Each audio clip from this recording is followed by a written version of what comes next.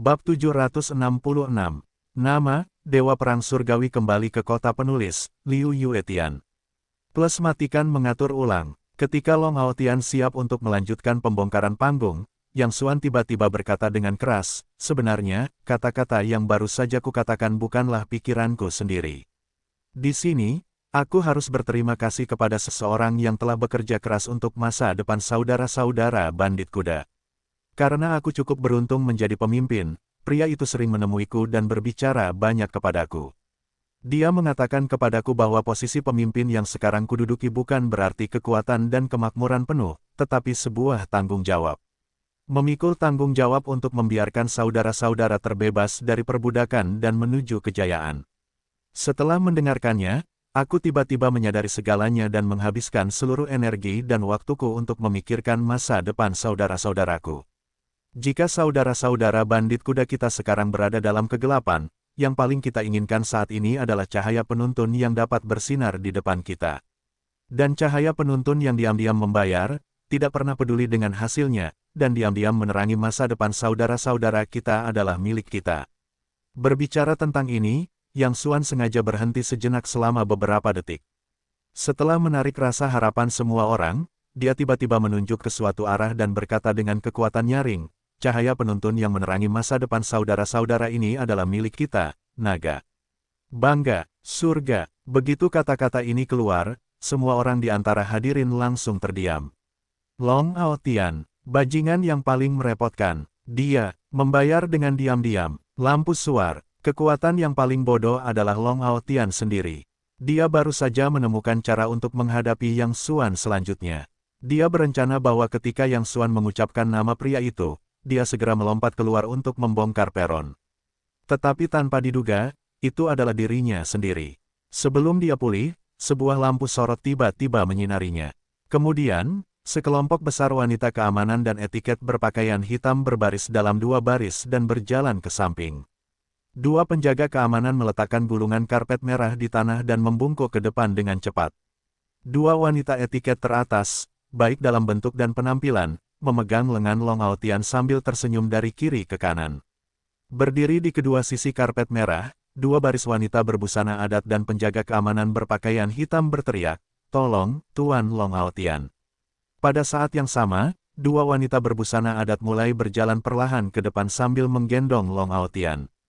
Diiringi alunan musik yang bersemangat, para wanita berbusana adat dan penjaga keamanan berpakaian hitam di kedua sisi mulai bertepuk tangan dalam postur yang berlebihan itu.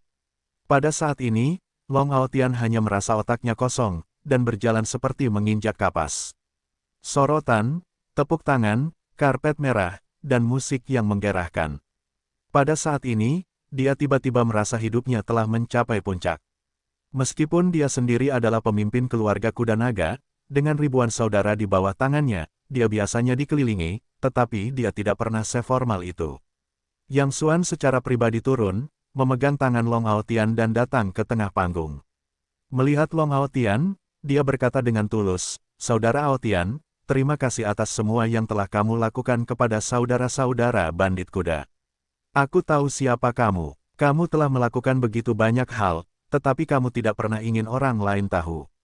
Petik 2. Dan karena karaktermu, bahkan banyak saudara salah paham padamu, tetapi kamu tidak pernah menjelaskannya.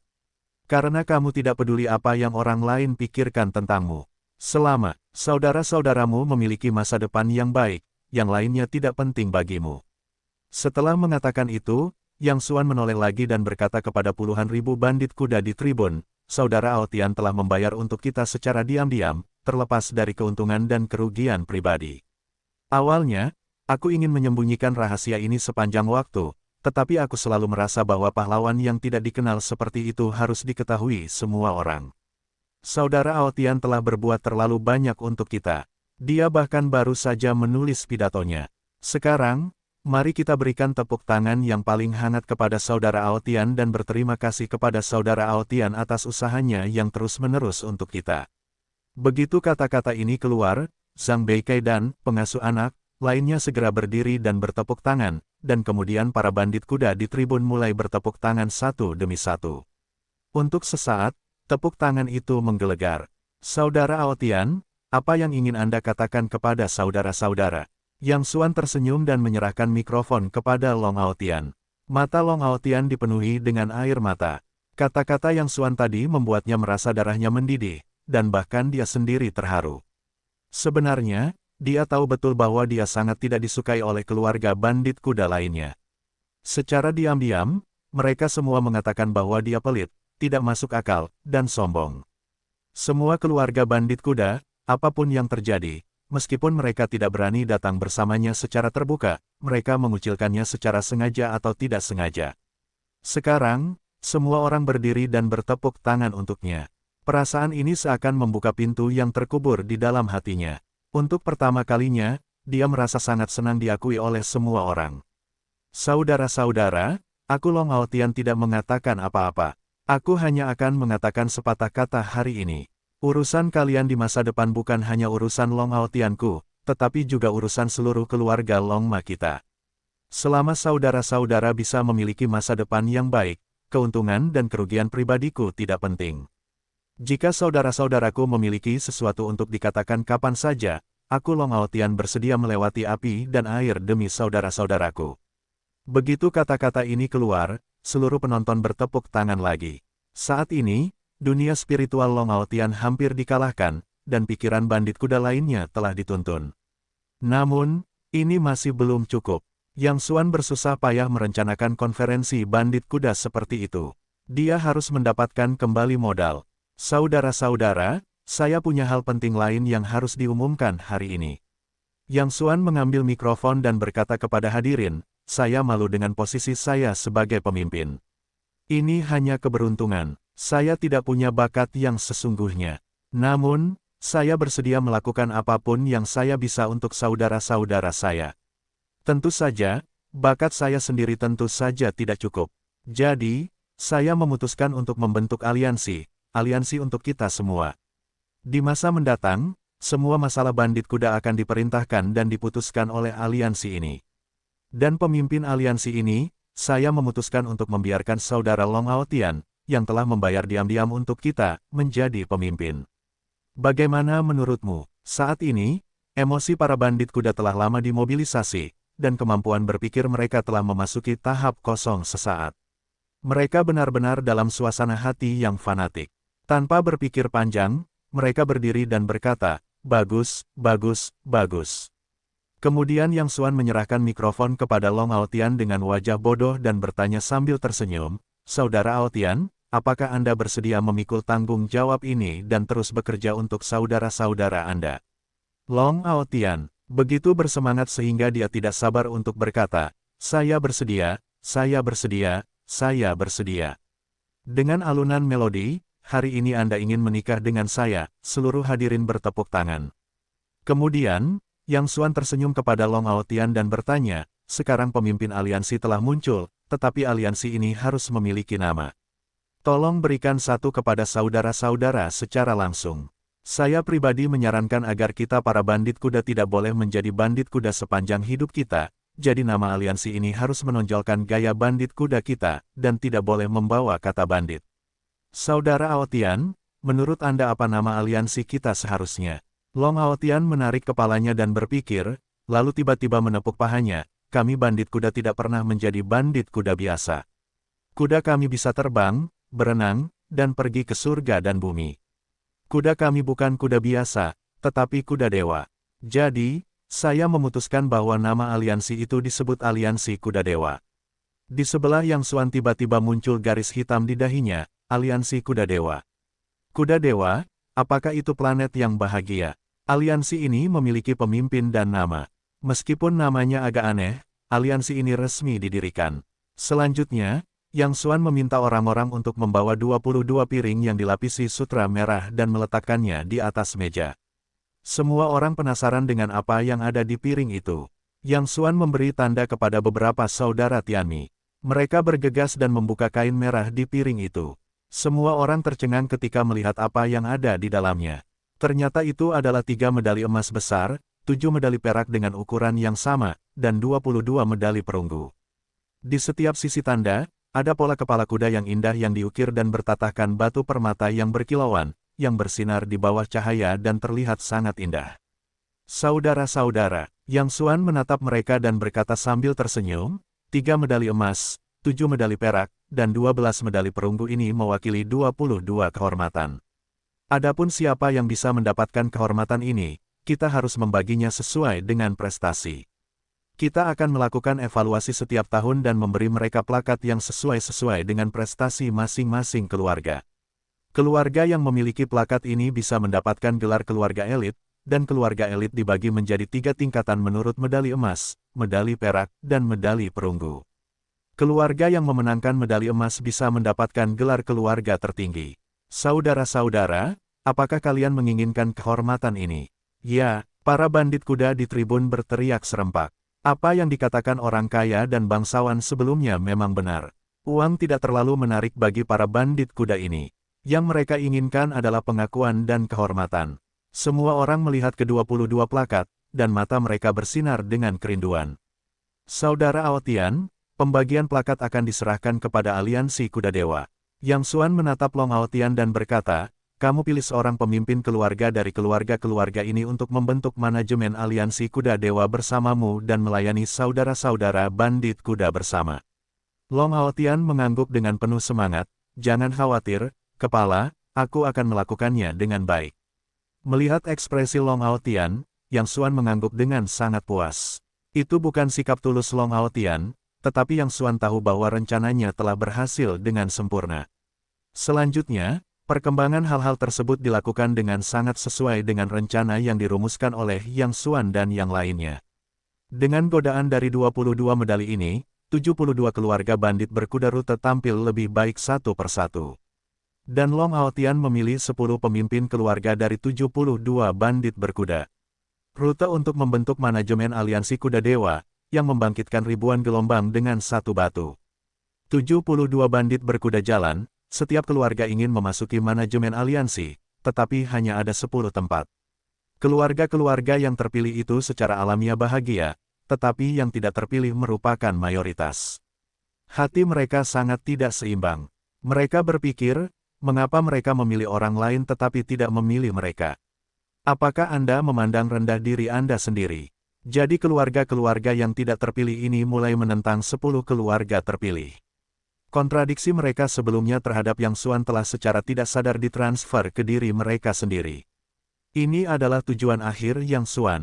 2 langkah mentransfer kontradiksi dan menyusupi pikiran mereka telah berhasil diambil. Tetapi Yang Xuan tahu bahwa ini tidak cukup. Para bandit kuda ini telah tinggal di gua selama berabad-abad. Tidak peduli bagaimana mereka bertarung di dalam, mereka mungkin tidak dapat mendengarkan perintah Yang Xuan.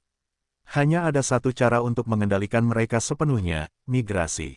Temukan cara untuk membiarkan mereka meninggalkan tempat yang sudah dikenal, sehingga mereka dapat meningkatkan dan mengendalikan mereka. Tetapi tidak mudah bagi para bandit kuda yang telah tinggal di sini selama beberapa generasi untuk bermigrasi. Jadi, Yang Xuan harus minum obat yang kuat. Setelah seminggu berpikir, Yang Xuan secara bertahap memiliki ide di dalam hatinya. Dia pertama kali menelepon Long Xiaoman dan berkata, Xiaoman, kamu mengatakan sebelumnya bahwa ada 3 raksasa di dunia bawah tanah negara Longxia, kan? Long Xiaoman menjawab, ya, mereka adalah pertemuan dunia di selatan, Paviliun Qingyun di barat, dan Hongmen di utara. Ketiga kekuatan ini memiliki sejarah panjang dan berakar dalam. Mereka tidak memiliki kekuatan untuk bersaing dengan mereka setidaknya selama ratusan tahun. Mengapa kamu tiba-tiba bertanya? Yang Xuan berkata, dibandingkan dengan Hongmen, bagaimana dengan bandit kuda di utara? Long Xiaoman menjawab, kedua kekuatan ini telah diwariskan selama ratusan tahun, tetapi karena gaya mereka, mereka tidak termasuk dalam cara yang sama. Tegasnya, bandit kuda bahkan tidak termasuk dalam dunia bawah tanah. Mereka pikir mereka tidak memiliki beberapa karakteristik utama dari dunia bawah tanah. Sumber pendapatan mereka masih dalam tahap paling primitif, seperti menjarah, mengambil uang orang, menghilangkan bencana bagi orang lain, dan sebagainya. Itulah sebabnya mereka dan orang Hongmen selalu menjauhkan air sumur dari sungai, tetapi jika mereka benar-benar memulainya, orang Hongmen seharusnya memiliki peluang lebih baik untuk menang. Karena meskipun efektivitas bertarung para bandit kuda kuat, mereka jauh dari lawan-lawan orang Hongmen dalam hal tipu daya, hubungan, dan cara. Selain itu, Ada paviliun pengamat bulan dengan banyak ahli di dalam orang Hongmen. Para bandit kuda memang memiliki kekuatan untuk bersaing dengan mereka, tetapi kemungkinan menang sangat kecil, bahkan dapat dikatakan bahwa tidak ada kemungkinan untuk menang sama sekali. Paling-paling, mereka hanya menyebabkan kerusakan berat pada Hongmen. Yang Xuan merenung sejenak, mengangguk dan berkata, "Baiklah, begitu, Xiaoman, kamu tidak boleh mengungkapkan sepatah kata pun dari apa yang aku katakan kepadamu hari ini. Aku tidak bisa memberitahumu banyak hal sekarang. Ketika saatnya tiba, aku akan memberitahumu perlahan-lahan." Long Xiaoman tidak banyak bertanya, tetapi berkata kepadanya, "Baiklah, begitu. Jaga dirimu, kamu juga." Setelah menutup telepon, Yang Xuan berpikir dengan hati-hati selama 3 jam dan akhirnya membuat keputusan yang mengerikan. Dia memanggil Zhang Beikai sepanjang malam. "Ada apa, saudara Yang?" Malam yang besar ini, Zhang Beikai datang ke gua pemimpin tempat Yang Xuan tinggal dengan mata sayu. "Beikai, ada hal yang sangat penting untuk kamu lakukan segera." Setelah Yang Xuan selesai, dia melihat ke pintu keluar gua. Setelah memastikan bahwa tidak ada telinga dan mata di luar, dia berbisik kepada Zhang Beikai di tenggorokannya. "Tidurlah, ini menyenangkan." Zhang Beikai begitu gembira hingga ia menggosok tangannya dan berkata, "Jangan khawatir, saudara Yang, aku berjanji akan menyelesaikannya. Ingat, kamu harus tenang, tidak boleh lengah, dan jangan membuat kesalahan." Yang Xuan memperingatkan dengan serius. "Jangan khawatir, saudara Yang, aku akan melakukannya sekarang." Zhang Beikai tampak gembira. "Baiklah, pergilah. Ingat, jangan biarkan siapapun tahu kamu akan turun gunung. Jika kamu tidak sengaja bertemu, kamu akan langsung terbunuh. Pahamilah, jangan khawatir, saudara Yang." Zhang Beikai turun gunung dengan tenang di malam hari, sementara Yang Xuan tinggal di dalam gua dan memejamkan matanya. Ini adalah permainan catur yang besar. Kamu tidak akan salah di setiap langkah. Saat fajar keesokan harinya, Zhang Beikai berbalik lagi. "Bagaimana?" Yang Xuan buru-buru bertanya, tetapi dia telah melihat hasilnya dari ekspresi Zhang Beikai. Zhang Beikai tersenyum dan memberi isyarat oke, lalu berbisik kepada Yang Xuan. Yang Xuan mengangguk dan berkata, "Bagus sekali. Ini kesempatan yang sangat bagus.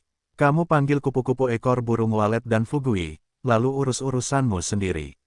Aku tidak perlu bicara lebih banyak tentang cara mengoperasikannya. Jangan khawatir, saudara Yang. Aku mungkin sedikit lebih buruk daripada yang lain, tetapi aku paling jago makan, minum, dan bersenang-senang.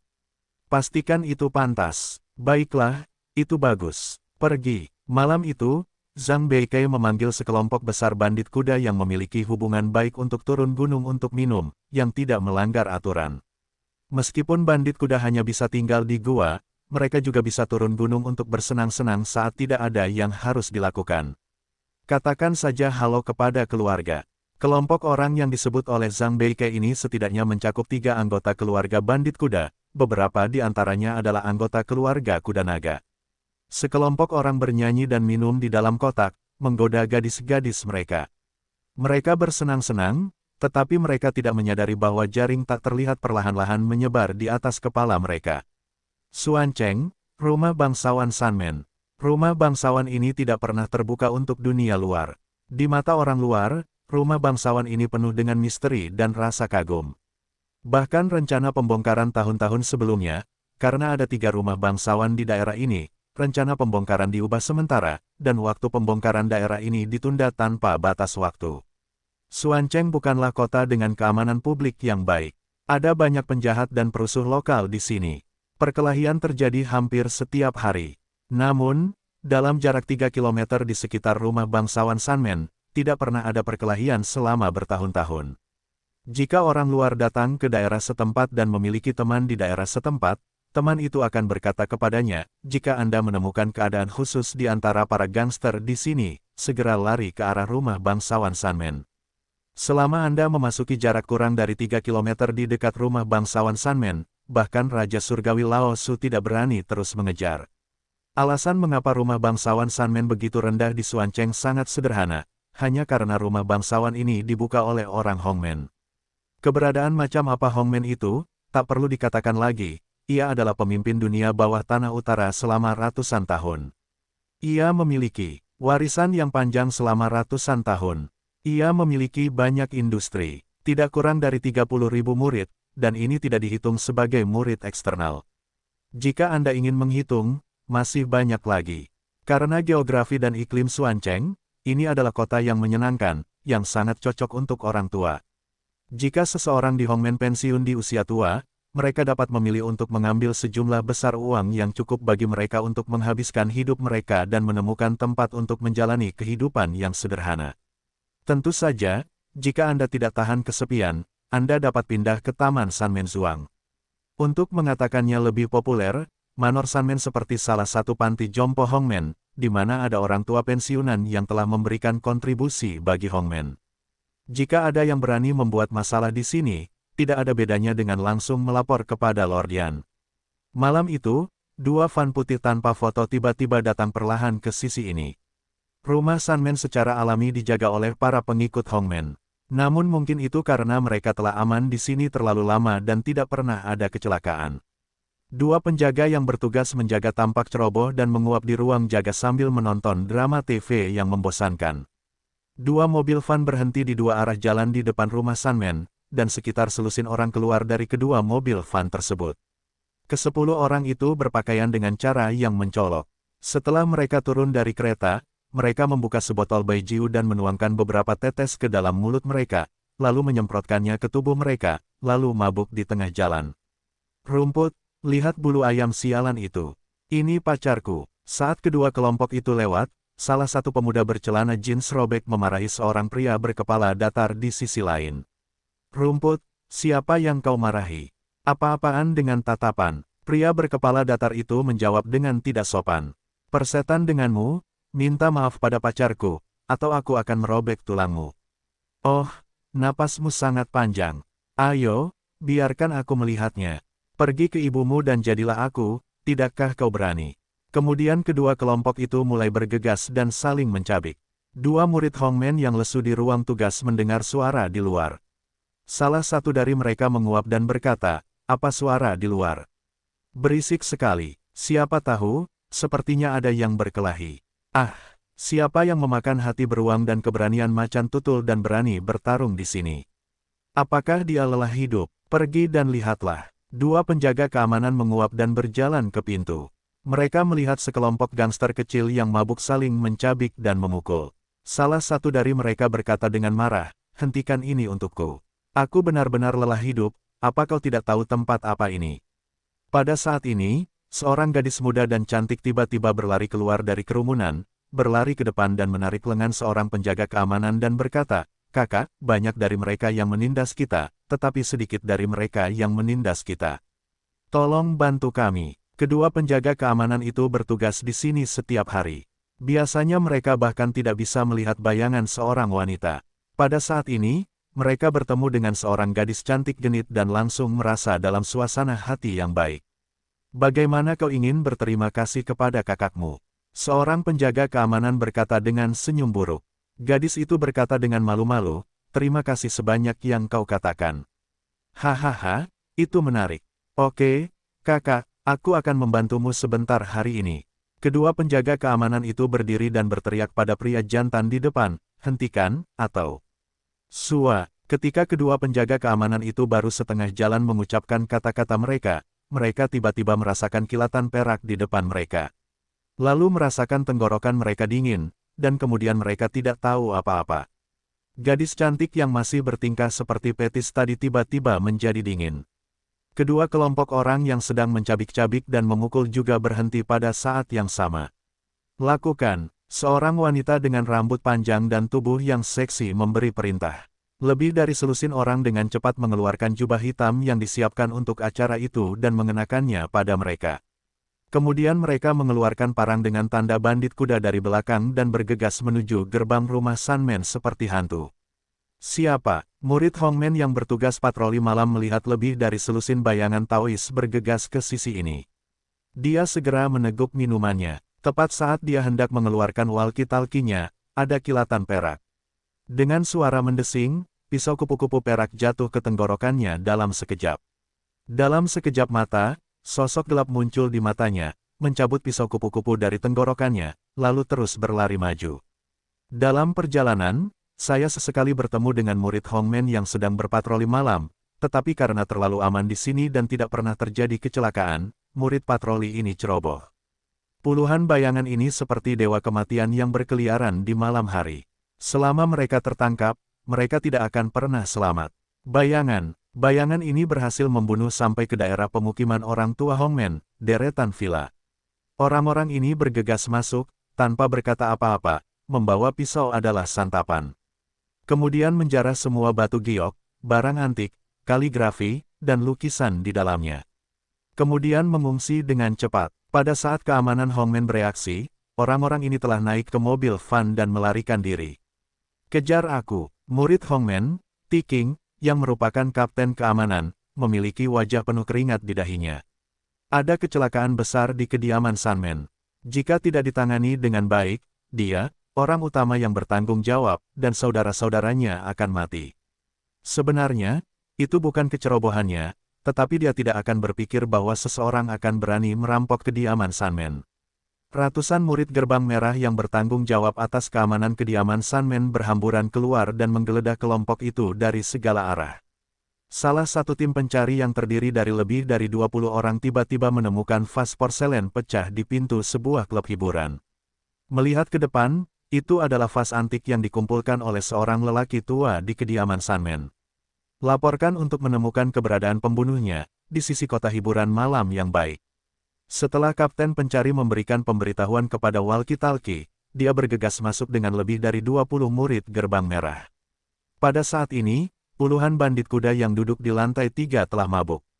Mereka tidak menemukan sosok yang menyelinap ke kamar mandi sambil membawa tas besar berisi barang-barang, lalu diam-diam keluar. Saat para bandit kuda bersenang-senang, pintu tiba-tiba terbuka dan ditendang dari luar. Sekitar 20 orang yang membawa senjata bergegas masuk dengan marah. Rumput, apa yang kau lakukan? Seorang bandit kuda mabuk berteriak dengan marah. Jangan bergerak, lihat siapa kami. Pemimpin mengeluarkan token dan menyalakannya. Ketika para bandit kuda melihat pola pada token, anggur itu hampir selalu menyala. Itu milik orang Hongmen. Itu teman orang Hongmen. Apa yang bisa kulakukan untukmu?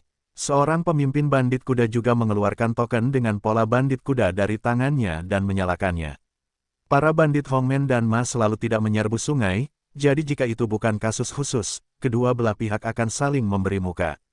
Apakah kalian bandit kuda? Murid Hongmen terkemuka mengerutkan kening dan matanya penuh keraguan. Semua kamar pribadi di bawah telah digeledah dan tidak ada petunjuk mencurigakan yang ditemukan.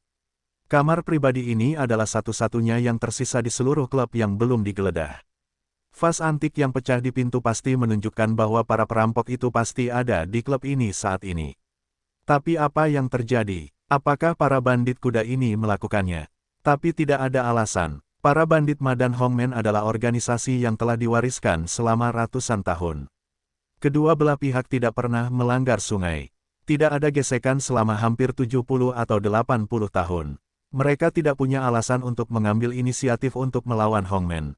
Saudaraku, lihat, pada saat ini, seorang murid Hongmen tiba-tiba menemukan bahwa pintu kamar mandi yang terbuka itu aneh. Dia melangkah maju dan mendorongnya hingga terbuka. Dia terkejut, kamar mandi itu penuh dengan botol tembakau, barang-barang giok, kaligrafi dan gulungan lukisan serta harta karun lainnya. Selain itu, ada juga setumpuk jubah hitam, beberapa di antaranya masih ternoda darah hangat. Apa yang terjadi? Murid terkemuka Hongmen berteriak dengan marah, tolong beri aku penjelasan yang masuk akal. Para bandit kuda tercengang dan tidak tahu apa yang telah terjadi. Tepat saat seorang pemimpin bandit berkuda hendak bertanya, Zhang Beike tiba-tiba berteriak balik kepada para pengikut Hongmen, mengapa kalian berteriak kepada Nima? Mengapa? Kalian orang Hongmen mengira kami bandit berkuda takut kepada kalian. Itu kesalahan yang disengaja. Saya akui bahwa kalian orang Hongmen memang memiliki dua kuas, tetapi itu tidak berarti bahwa bandit berkuda kami takut kepada kalian. Biasanya tidak di samping kalian, itu karena semua orang saling memberi muka. Jika kalian ingin menggertak kepala kalian hari ini, bandit berkuda kami bukanlah ibu tiri. Ketika Zhang Beike selesai berbicara, dia tiba-tiba berlari keluar dari kerumunan dan langsung berlari ke arah para pengikut Hongmen. Melihat seseorang berlari ke arah mereka, murid Hongmen yang memimpin secara naluriah ingin mengangkat tangannya untuk menghalangi mereka. Ledakan. Namun begitu dia mengangkat tangannya, dia tiba-tiba mendengar suara tumpul. Zhang Beikai memegangi perutnya dan terhuyung mundur dengan wajah kesakitan. Dia berkata dengan marah, beraninya kau melakukannya. Aku akan bertarung denganmu. Setelah itu, dia mengambil sebotol anggur dan melemparkannya ke kepala masing-masing. Namun, pihak lain adalah murid Hongmen yang terlatih dengan baik. Dia tidak dapat dipukul dengan mudah. Dia membalikkan tubuhnya ke satu sisi dan dengan mudah menghindari pukulan itu, lalu secara naluriah menendang Zhang Beikai keluar. Kalian bajingan terlalu banyak menipu orang. Zhang Beikai menatap dan meraung marah. Sebenarnya, dia tidak marah pada orang-orang Hongmen, tetapi pada bandit kuda. Saya telah dipukuli, seperti ini oleh pihak lain, tetapi saya tidak terburu-buru untuk membantu. Apa masalahnya dengan bersikap konyol di pihak lain? Tampaknya bandit kuda ini tidak sepenuhnya merupakan sekelompok orang yang sembrono. Setidaknya mereka dapat mengerti apa artinya jika mereka bertarung dengan orang Hongmen hari ini. Zhang Beikai sangat cemas sehingga dia sama sekali tidak berkembang ke arah yang diharapkan. Begitu kedua belah pihak tenang dan menyelesaikan masalah, mudah untuk melihat beberapa petunjuk. Pada saat itu, masalahnya akan menjadi Tianmi. Namun, pasti ada alasan mengapa Yang Xuan dapat menyerahkan tugas yang begitu penting kepada Zhang Beikai. Dibandingkan dengan anggota Tianmi lainnya, Zhang Beikai mungkin tidak memiliki IQ tertinggi, tetapi otaknya pasti yang paling hidup. Dia dapat menghasilkan banyak ide hantu kapan saja dan di mana saja. Pada saat kritis, Zhang Beikai berpikir dan berpikir lagi tentang kelemahan bandit kuda ini yang menghadapi lebih penting daripada kehidupan. Dia segera mendapat ide. Zhang Beikai bergegas maju lagi. Kali ini dia tidak memukul orang secara langsung, tetapi mencoba yang terbaik untuk berguling bersama pihak lain. Mulutnya berteriak, "Saudara-saudara, pergilah, ini urusanku, tidak peduli apa yang kalian lakukan." Setelah itu, ia berteriak kepada para murid Hongmen, "Datang saja kepadaku jika kalian punya apa-apa. Itu bukan urusan saudaraku. Kalian boleh menghinaku hari ini, tetapi kalian tidak boleh membicarakannya dengan kata bandit kuda." Benar saja, kata-kata ini menusuk tali yang kencang di hati para bandit kuda. Dengan karakter menyelamatkan muka dan sedikit rangsangan alkohol, sekelompok bandit kuda segera tampak ganas, mengeluarkan parang dari belakang dan bergegas menuju para murid Hongmen. Kalian ingin mati. Meskipun para murid Hongmen sangat terkendali, mereka harus melawan karena pihak lain telah melukai si pembunuh. Untuk sementara waktu, seluruh ruang pribadi menjadi kacau balau. Skala pertempuran ini tidak besar, tetapi ini jelas merupakan titik balik yang mengguncang bumi untuk seluruh utara dan bahkan pola bawah tanah seluruh negara Longxia. Murid-murid Hongmen lainnya dengan cepat bergegas untuk bala bantuan. Selain itu, para bandit kuda minum beberapa gelas lagi, dan segera jatuh ke area yang luas, hancur total. Saudaraku, pergi. Melihat bahwa saatnya telah tiba, Zhang Beikai dengan cepat menendang jendela, meraih dua pemimpin bandit kuda dan melompat turun. Para bandit kuda lainnya yang tinggal di ruang pribadi secara alami tidak kembali sepanjang hidup mereka. Orang-orang di Hongmen melihat bahwa seseorang di Jiang melompat keluar dari jendela dan melarikan diri. Mereka bergegas turun untuk melanjutkan pengejaran mereka. Tetapi begitu kami sampai di pintu, sekelompok orang berpakaian hitam dengan efektivitas tempur yang luar biasa tiba-tiba keluar dari tusukan miring. Tanpa mengucapkan sepatah kata pun, itu adalah tebasan bergulir ke murid-murid Hongmen. Namun, sekelompok orang berpakaian hitam berhenti pada waktu yang tepat dan mundur dengan cepat setelah hanya bermain selama sekitar 2 menit. Ketika para pengikut Hongmen ingin mengejar lagi, entah mereka baru saja melompat keluar jendela atau orang-orang misterius berpakaian hitam itu sudah menghilang tanpa jejak. Pada saat ini, kedua pemimpin bandit berkuda yang diseret oleh Zhang Beikai tidak tahu apa-apa tentang hal itu. Mereka mengira mereka berlari cepat dan membuang orang-orang Hongmen. Setelah lama berusaha, ketiganya kembali ke markas bandit berkuda sambil terengah-engah. Pemimpin aliansi naga, ini tidak baik. Zhang Beikai, dengan dua pemimpin bandit berkuda yang tampak bingung, tersandung ke gua pemimpin aliansi Long Haotian. Ada apa denganmu? Long Haotian bertanya dengan tergesa-gesa ketika dia melihat ketiganya berlumuran darah. Zhang Beikai menangis dengan ingus dan air mata, pemimpin aliansi, sesuatu yang besar telah terjadi.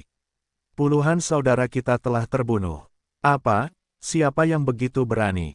Long Hao harus menamparkan meja dan berdiri. Dia tidak menyangka ada orang yang berani melawan mereka di daerah ini.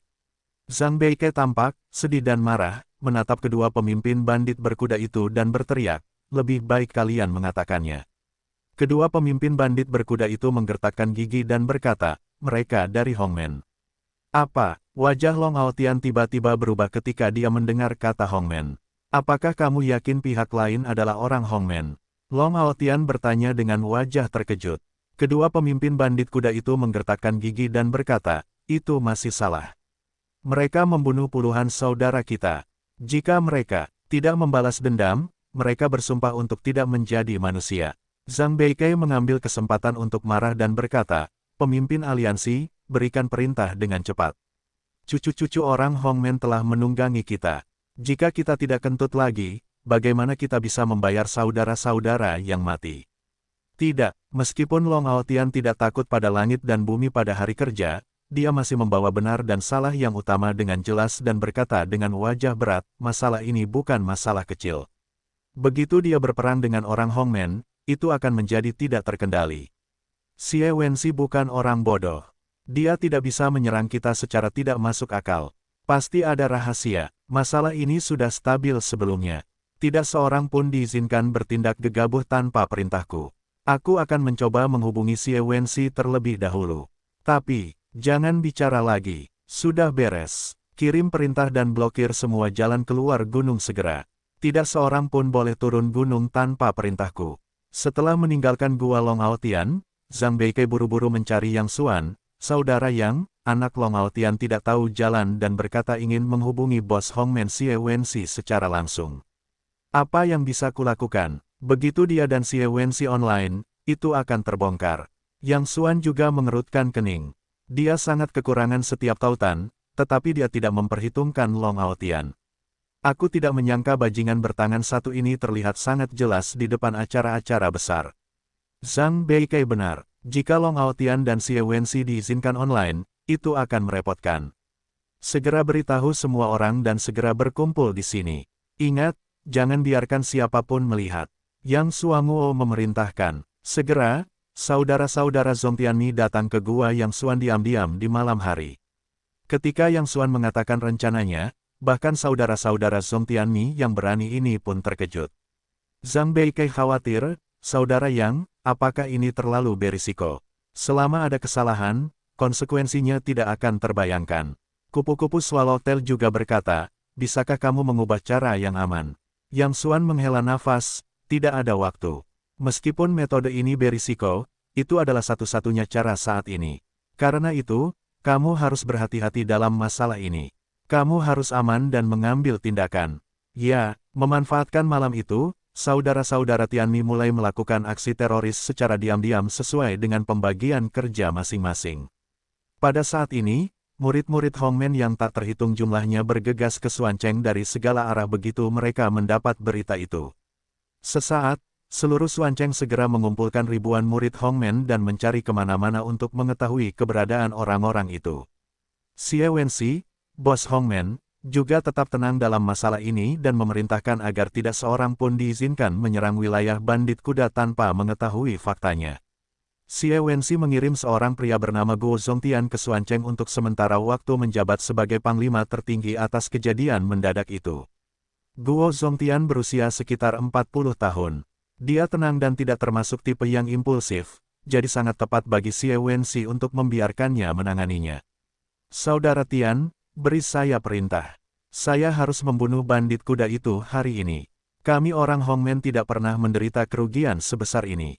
Kita harus membiarkan bandit kuda itu membayar darah mereka." Murid-murid Hongmen dipenuhi dengan kemarahan yang benar.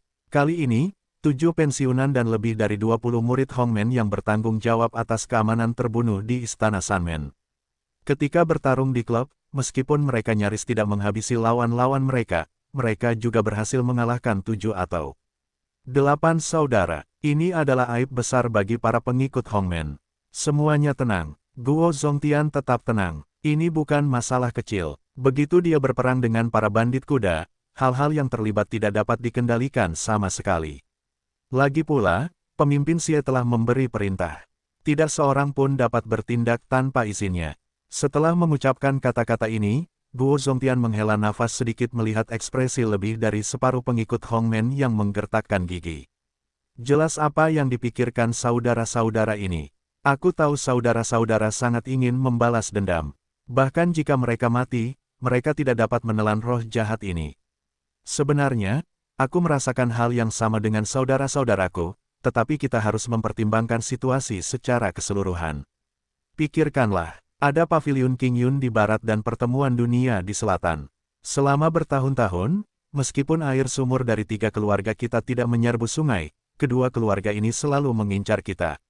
Jika kita terburu-buru melawan bandit berkuda sekarang, bahkan jika pemenang akhirnya adalah kita pasti akan menderita pukulan berat.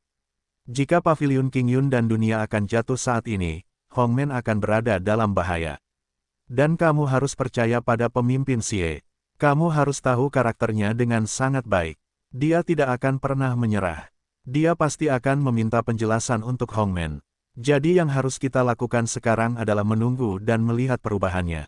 Aku tahu saudara-saudara tidak takut mati, tetapi kamu tidak ingin menyakiti seluruh Hongmen. Guo Zongtian sangat rendah hati pada hari kerja. Dia termasuk tipe yang tidak terlalu menarik perhatian di Hongmen. Tetapi Xie Wenxi selalu menilai orang secara akurat dan tahu kapan dan jenis orang seperti apa yang harus digunakan. Jika saat ini, Gao Qiang, Li Xuang, dan Triais datang, kemungkinan besar mereka akan membawa orang-orang langsung ke atas gunung untuk bertarung dengan bandit berkuda. Jadi, masalah semacam ini harus diselesaikan oleh orang-orang seperti Guo Zongtian. Benar saja, setelah Guo Zongtian mengucapkan kata-kata ini, meskipun para murid Hongmen masih menggertakkan gigi, mereka telah menyerah untuk berusaha keras tanpa izin. Saudara Tian, apa yang harus kita lakukan selanjutnya? Tanya seorang pemimpin kecil. Guo Zongtian berkata, saudara-saudara, hari ini sulit. Mari kita kembali dan tidur nyenyak. Ah, pria itu tampak bingung, saudara Tian, itu baru saja terjadi. Apakah mereka tidak perlu khawatir tentang ini? Guo Zongtian melambaikan tangannya dan berkata sambil tersenyum, para bandit berkuda itu bukan orang bodoh. Mereka tidak cukup bodoh untuk kembali ke Xuancheng saat ini, jadi Xuancheng pasti yang paling aman malam ini. Baiklah, mari kita kembali dan tidur nyenyak. Mungkin pemimpin Xie akan memberikan instruksi baru besok. Setelah mendengar ini, para pengikut Hongmen merasa itu masuk akal, dan kemudian mereka pergi ke hotel untuk beristirahat. Guo Zongtian tinggal di kamar presidensial di lantai atas hotel besar Xuancheng. Hotel ini memiliki total 66 lantai dan merupakan gedung tertinggi di Xuancheng.